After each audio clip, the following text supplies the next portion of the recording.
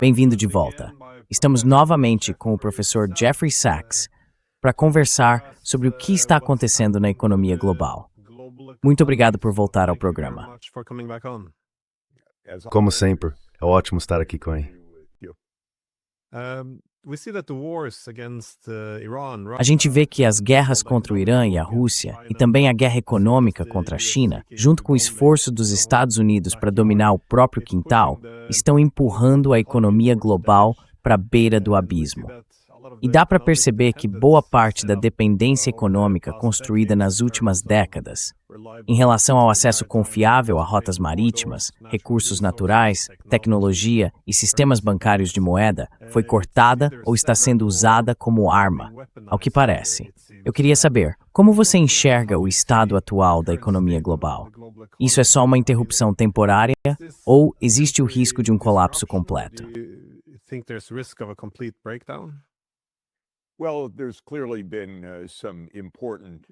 Olha, houve claramente algumas rupturas importantes. A relação de comércio e investimento entre os Estados Unidos e a China nunca mais vai ser o que era há 10 anos. Dinâmica, com confiança, com investimentos fluindo nos dois sentidos.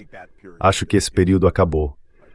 E claramente as conexões entre a Europa e a Rússia estão danificadas, talvez a ponto de não haver retorno na nossa geração. Isso é muito significativo.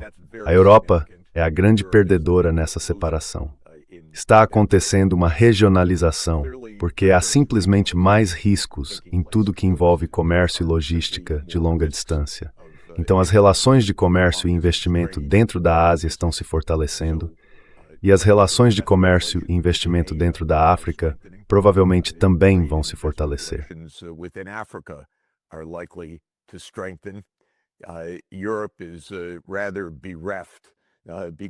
A Europa está meio perdida porque rompeu relações com o seu principal fornecedor de recursos naturais, que era a Rússia.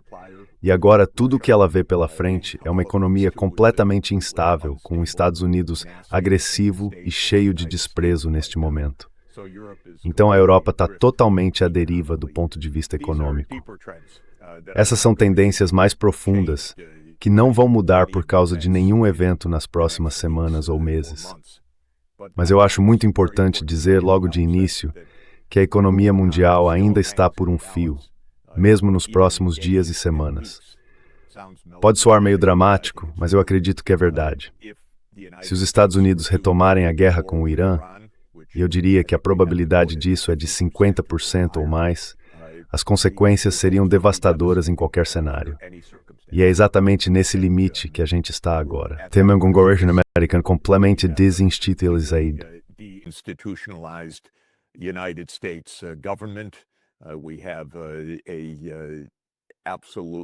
A gente tem um governo israelense completamente fora de controle, um estado militar. Virou basicamente um estado de guerra e quer continuar em guerra. Se o conflito que agora está em fogo brando voltar a ferver, então quando a gente se encontrar depois disso, se isso acontecer, tudo vai se acelerar de forma dramática, vai se ampliar e vai piorar horrivelmente no impacto econômico de curto prazo. Mas o ponto é o seguinte, por causa essencialmente dos esforços dos Estados Unidos para tentar manter um tipo de supremacia que o país já não tem mais. E essa tentativa de manter isso por meio de mudanças de regime e operações de guerra, a fragmentação do que antes era uma economia mundial integrada é real, e é improvável que volte a ser como era tão cedo. Eu deveria acrescentar que a própria natureza da economia digital, a interpenetração dos bytes em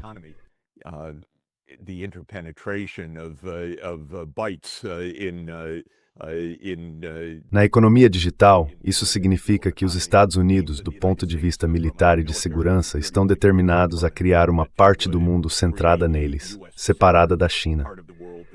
E isso também quer dizer que, pela própria natureza das tecnologias desenvolvidas, os Estados Unidos vão acabar rompendo o sistema de comércio internacional, de uma forma ou de outra, por muitos anos. E isso não é só uma bira do Trump. Essa será uma visão de segurança nacional amplamente compartilhada em Washington. Então estamos num mundo fragmentado. Mas eu acho que essa fragmentação deixa a Europa realmente de fora de tudo. Deixa os Estados Unidos provavelmente focados em tentar controlar o que será uma América cada vez mais difícil de administrar que não vai aceitar o aumento da dominação americana que o país tenta impor agora. E eu acredito que a Ásia vai se tornar cada vez mais integrada. E no fim das contas, o grande vencedor de tudo é a Ásia. And the winner of all of this will be Asia. Eu concordo. Parece que, bom, pelo menos a Europa vai ser a grande perdedora nessa história. A minha preocupação, desde o fim da Guerra Fria, sempre foi que, com a expansão da OTAN, a gente acabou redesenhando o continente. E isso deixou a Europa mais fraca em termos de segurança, de economia e também de política. E agora a gente vê isso se manifestar como uma espécie de histeria coletiva, uma confusão, um entusiasmo pela guerra que é bem irracional. Então veja, a Europa se isolou da Rússia. A gente vê o Oriente Médio sendo reorganizado. E no fim das contas, a Europa está colocando todos os ovos na cesta dos Estados Unidos, porque foi de lá que veio a estabilidade nos últimos 80 anos. Mas olha, até os Estados Unidos agora estão mostrando de forma bem clara que estão perdendo o interesse por uma Europa cada vez menos relevante. Como você enxerga os possíveis caminhos para a Europa agora? Quer dizer, existe alguma forma de recuperar a prosperidade, a relevância, essa herança? Ou você acha que ela já jogou todas as cartas que tinha?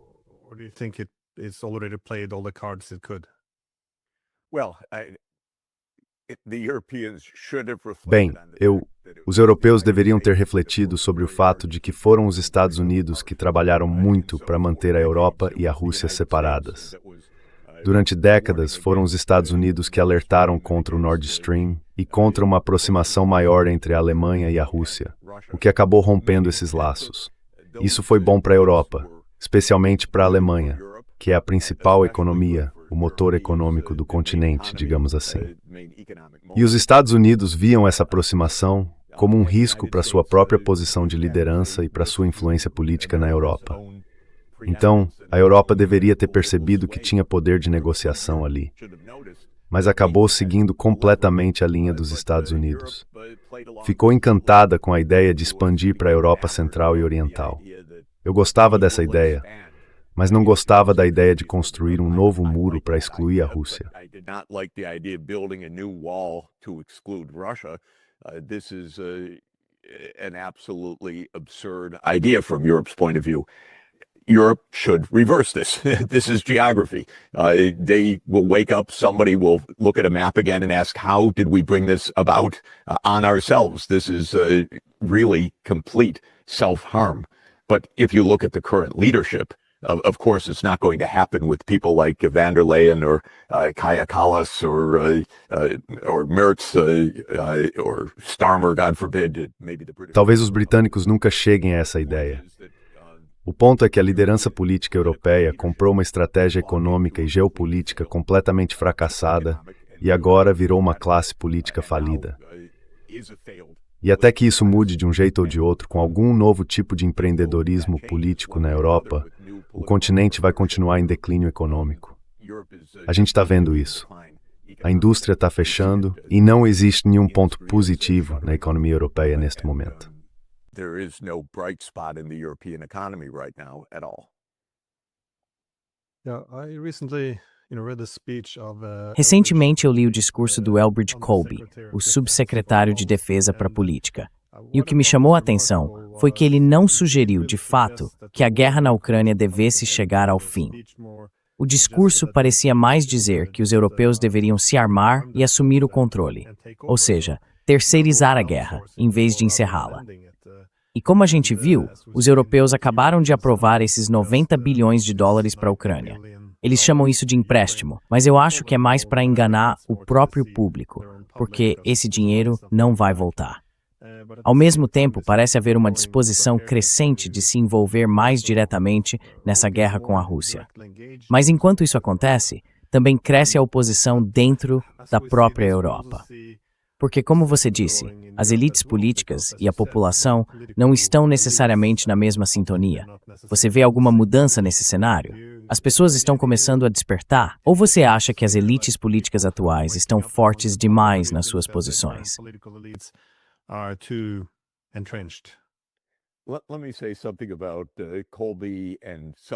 Deixa eu dizer uma coisa sobre o Colby e também sobre algo curioso que aconteceu no caminho até o nosso desastre atual.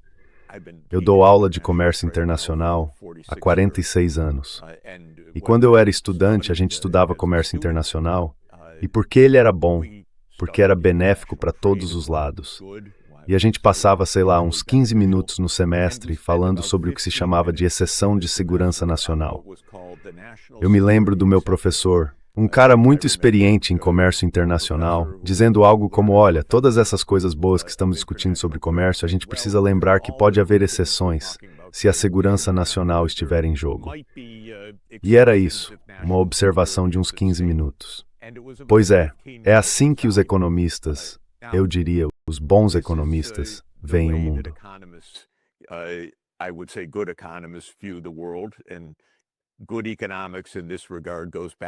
E a boa economia nesse sentido remonta a Adam Smith. Neste ano a gente celebra os 250 anos de A Riqueza das Nações. A ideia de Adam Smith era que um mercado mundial em expansão traz benefícios mútuos para todos os participantes. Ele era um grande humanista e dizia que todos sairiam ganhando.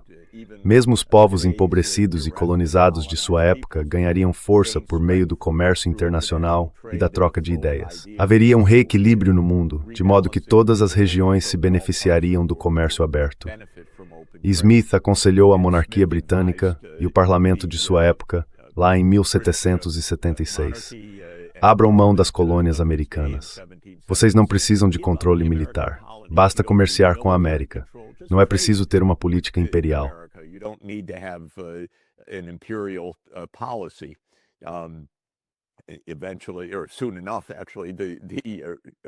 Com o tempo, ou na verdade, bem rápido, começou a Guerra Revolucionária Americana.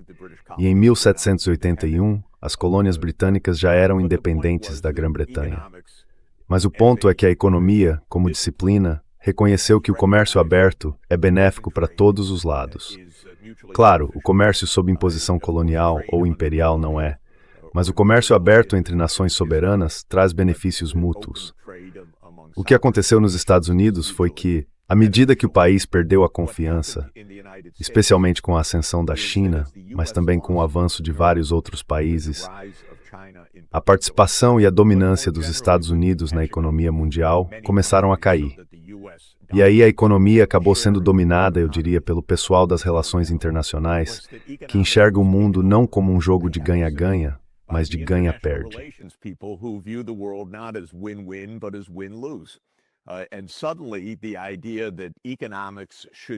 E de repente a ideia de que a economia deveria ser organizada para preservar a hegemonia americana começou a virar um tema cada vez mais discutido nos Estados Unidos.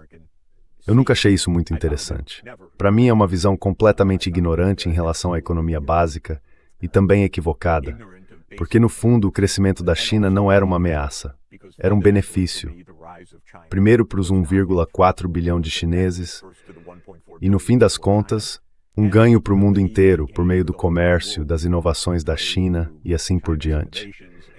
Mas do ponto de vista americano, do ponto de vista conceitual, pessoas como Elbridge Colby ou como Jake Sullivan no governo Biden passaram a ver a economia como um instrumento para manter a hegemonia dos Estados Unidos.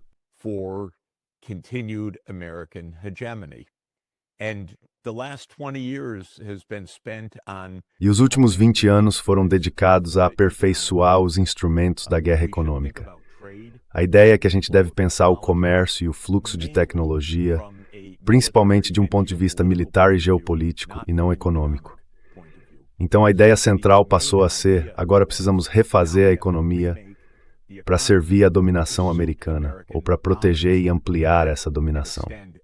O Jake Sullivan, que foi assessor de segurança nacional do Biden, hoje dá aula na Universidade de Harvard, onde eu mesmo já trabalhei. E ele escreveu recentemente um artigo na revista Foreign Affairs, que é uma publicação importante para discutir geopolítica, basicamente defendendo de novo que a economia deve ser conduzida em função do poder americano.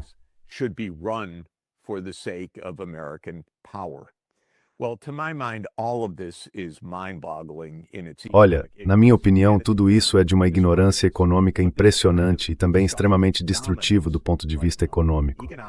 Mas é esse tipo de discussão que domina o debate hoje. A economia deixou de ser sobre prosperidade e bem-estar nos Estados Unidos. Mesmo, eu diria, dentro das universidades, o foco agora é poder. É sobre como conter a ascensão da China, sobre como o mundo da tecnologia da informação deve ser organizado para que a China não se beneficie, ou sobre como manter os chips da NVIDIA fora das mãos chinesas, e por aí vai. Tudo isso mudou completamente a forma como pensamos, de um jeito muito destrutivo, porque estamos desmontando a estrutura básica que permitiu à economia mundial gerar crescimento e desenvolvimento, especialmente para os países em desenvolvimento. The developing countries to a large extent. And people in the US say globalization. E as pessoas nos Estados Unidos dizem que a globalização fracassou. A globalização não fracassou.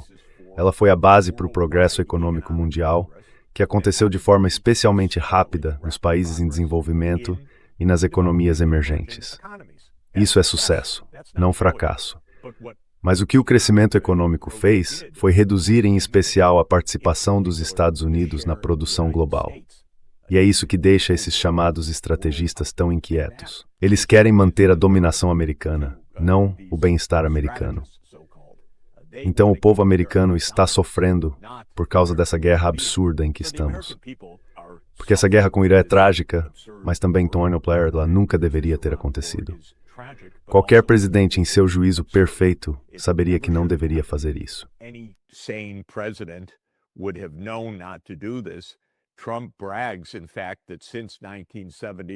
O Trump se gaba, na verdade, de que desde 1979 todos os presidentes dos Estados Unidos recusaram essa guerra, mas ele diz, eu fiz.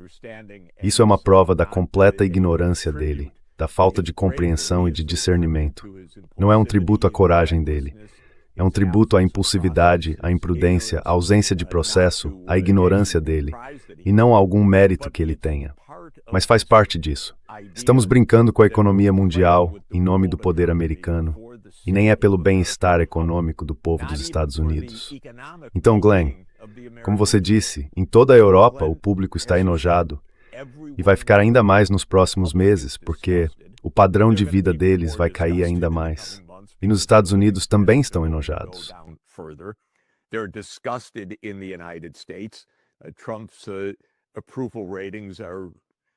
A popularidade do Trump está batendo recordes negativos a cada mês.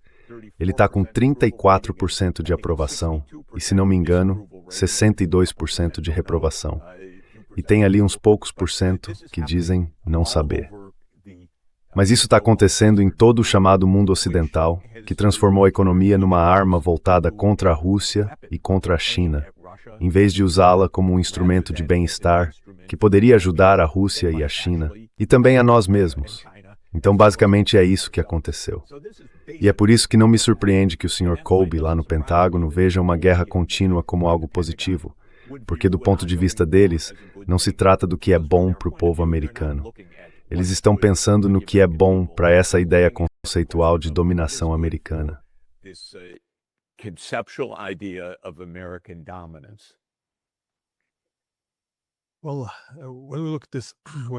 Bom, quando a gente olha para essa instrumentalização da conectividade econômica, claro, bloquear o acesso da China a certas tecnologias ou confiscar os fundos soberanos da Rússia é uma coisa. Mas existe uma área da guerra econômica que, historicamente, sempre foi motivo de conflito: os bloqueios navais. E olha, essa restrição de acesso às rotas marítimas de transporte não parecia ser um grande desafio nas últimas décadas. Só que agora a gente vê, você provavelmente viu um discurso recente do Trump, em que ele meio que se gaba dizendo que, bom, agora somos basicamente piratas, que podemos apreender navios, tomar navios, suas cargas. E não é só conversa.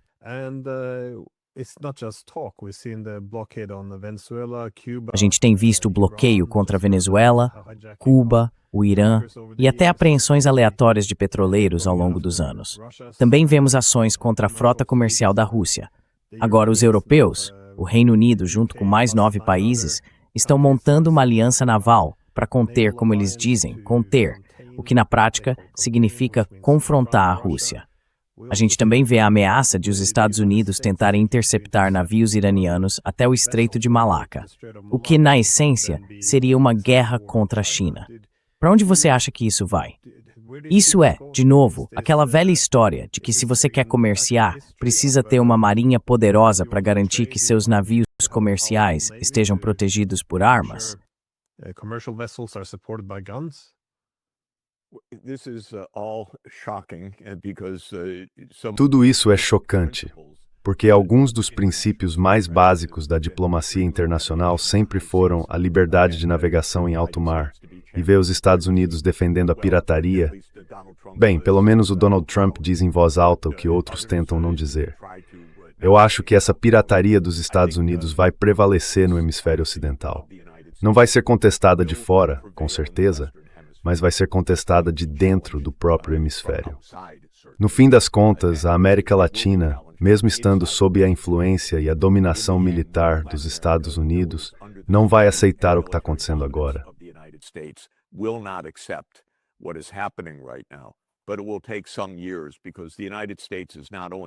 Mas isso vai levar alguns anos, porque os Estados Unidos não estão apenas impondo bloqueios, não estão apenas derrubando governos diretamente, e provavelmente farão isso com Cuba muito em breve, mas também estão interferindo nos sistemas políticos e nas eleições de quase todos os países. Então, no curto prazo, estão transformando as Américas num bastião da dominação norte-americana. E isso provavelmente vai dar certo por um tempo, porque eu não acho que a Rússia, a China ou qualquer outro país de fora vá desafiar essa situação. Mas quanto mais longe você se afasta dos Estados Unidos, mais isso se torna inviável. E no fim das contas, os Estados Unidos não vão conseguir bloquear o Irã. Eles nem têm capacidade naval para isso. Não têm fôlego para sustentar uma operação dessas.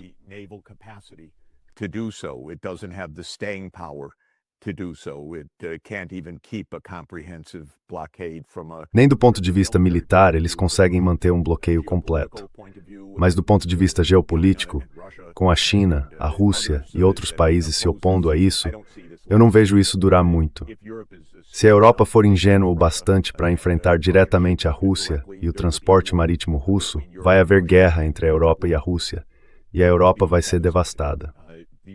A atual geração de líderes políticos europeus, com algumas poucas exceções, algumas pessoas que realmente pensam sobre isso, mas eu estou falando das figuras principais, como Merkel, Macron e companhia, podem, nesse curto tempo que ainda têm no poder, acabar levando a Europa à destruição.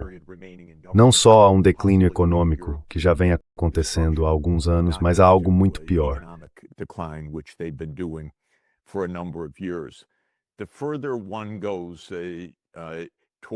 Quanto mais a gente se aproxima da Ásia nessa questão, mais rápido diminui a capacidade dos Estados Unidos de exercer influência.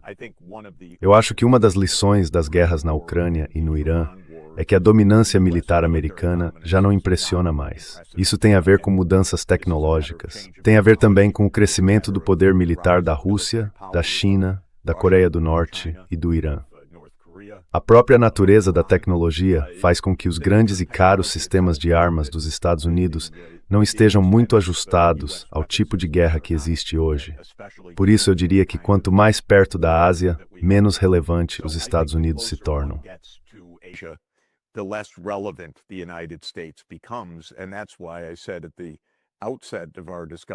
E é por isso que eu disse logo no começo da nossa conversa hoje, que eu acho que a Ásia como um todo vai se tornar mais integrada economicamente. Os Estados Unidos não vão mais ter pontos de estrangulamento que possam controlar. A China já tem uma marinha poderosa e está construindo muito rapidamente um exército com inteligência artificial altamente sofisticado. E ela não é ingênua em relação às intenções dos Estados Unidos, para dizer o mínimo. Então, eu não vejo os Estados Unidos conseguindo ter sucesso na sua estratégia geral ou no seu objetivo de hegemonia. Também não acho que consigam projetar poder na Ásia. E se as coisas realmente ficarem difíceis e a China agir na sua própria região do mesmo jeito que os Estados Unidos agem na deles, digamos que, por algum motivo, e espero sinceramente que isso nunca aconteça, e nem precise acontecer, a China decida bloquear Taiwan.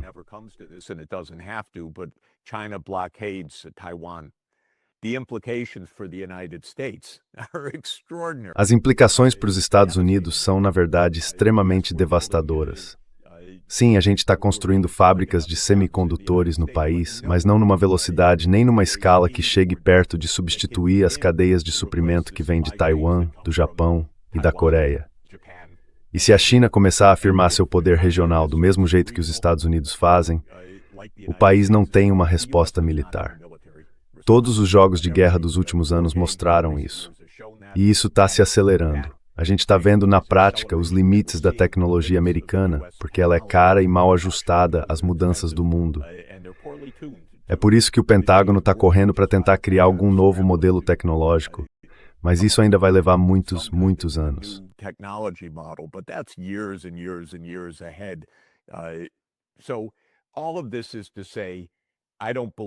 Então, tudo isso é para dizer que eu não acredito que os Estados Unidos consigam impor a sua vontade, nem mesmo na guerra com o Irã. Acho que é bem possível que tentem fazer isso nos próximos dias ou semanas.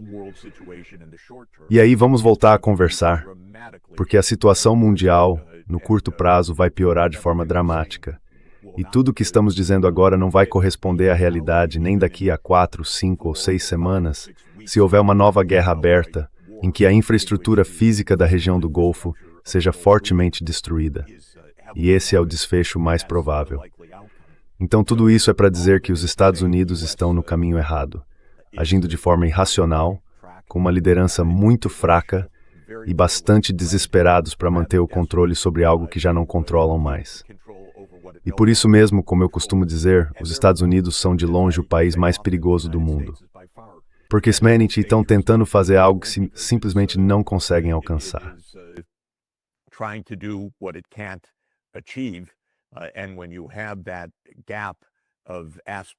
E quando existe esse abismo entre a aspiração, que é a dominação global, e a realidade, e você tenta perseguir essa ilusão, acaba causando um grande dano. E tudo isso ainda é impulsionado pelo seu parceiro menor nessa história, Israel, que tem delírios ainda maiores, delírios bíblicos em escala bíblica, que são completamente absurdos e que alimentam as ilusões americanas. Então é uma situação bem perigosa, mas não há um bom desfecho para os Estados Unidos. E enquanto a classe política europeia não mudar e não entender as realidades básicas da geografia, do poder em transformação e da tecnologia, a Europa vai continuar totalmente fora desse cenário.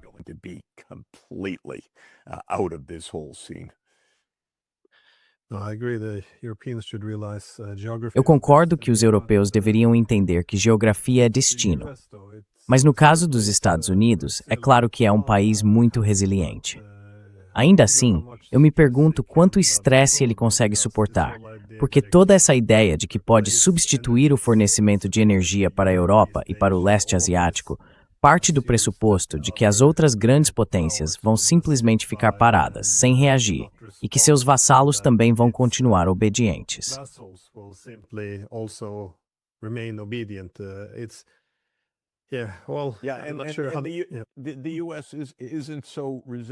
Os Estados Unidos não são tão resilientes assim.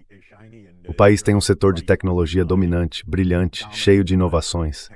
O Vale do Silício, sem dúvida, merece reconhecimento por muitas conquistas.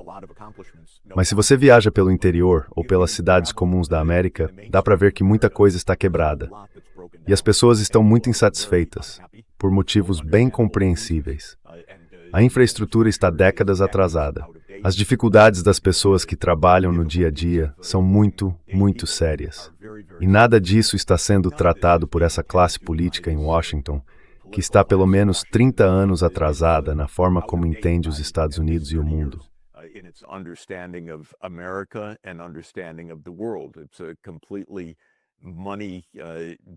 Para começar, é uma classe política totalmente movida por dinheiro e corrompida. E o que se diz nos Estados Unidos tem muito pouca relação com a realidade do mundo hoje. Então eu não acho que o país seja tão resiliente assim, de jeito nenhum. E o nível de insatisfação é enorme. Acho que dá para olhar para aquela pergunta que a Gallup faz para o povo americano. O país está no caminho certo? E o resultado fica ali, em torno de 1 em cada 5 americanos dizendo que sim, enquanto a grande maioria diz que não. Essa é a realidade há bastante tempo, e nada muda. Nada.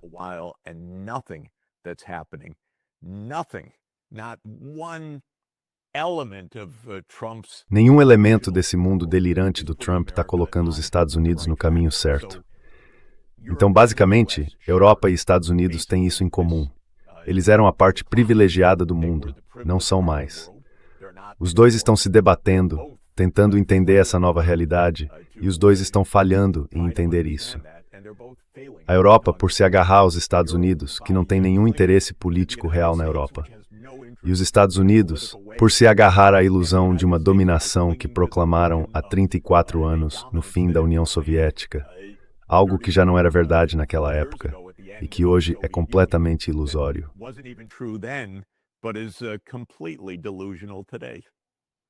Concordo. Acho que sim. Essa é uma descrição perfeita de onde a gente está agora. Mas eu já tomei tempo demais do seu domingo de manhã. Então, muito obrigado por ter reservado um tempinho para conversar. É ótimo você. Vamos conversar em breve. Obrigado.